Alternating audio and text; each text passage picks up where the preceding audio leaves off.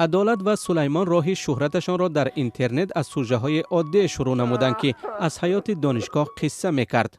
بعداً آنها تصمیم گرفتند صحنه‌های خرد هجوی را به نوار گیرند و این کار برایشان به آسانی دست داد.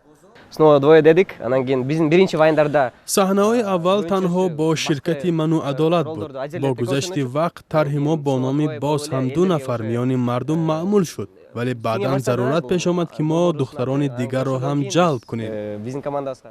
در اول این مشغولیت برای جوانان هابی بود، ولی نوارهای ویدیویی آنها به زودی معروف شدند.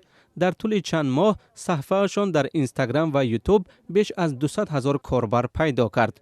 آنها از شرکت‌های مختلف پیشنهادها می‌گرفتند و همین گونه هابی به منبع خوبی درآمد تبدیل یافت. برای نوارهایشان این جوانان قصه ها را از زندگی می‌گیرند. عدالت میگوید که برای آنها از همه مهم آماده کردن مواد جالب است.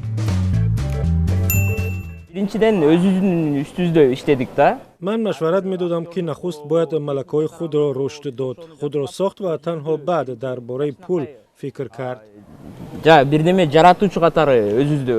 سلطنت رجبова مادر 3 فرزند نیز امکانات اینستاگرام را خیلی خوب درک کرده است.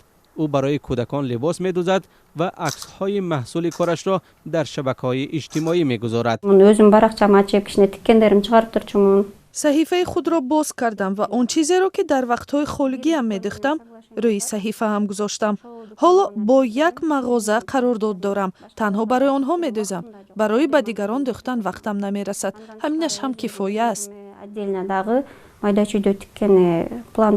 لباس‌هایی که سلطنت می‌دوزد توجه چند مغازه را جلب کرد، اما برای او اجرای این فرمایش‌ها با مشکلی دست می‌دهد. تابستان من از مغازه‌ها فرمایش‌های یک لخت می‌گرفتم. برای من مشکل شد. یک نفر نمی‌تواند این کار را انجام دهد.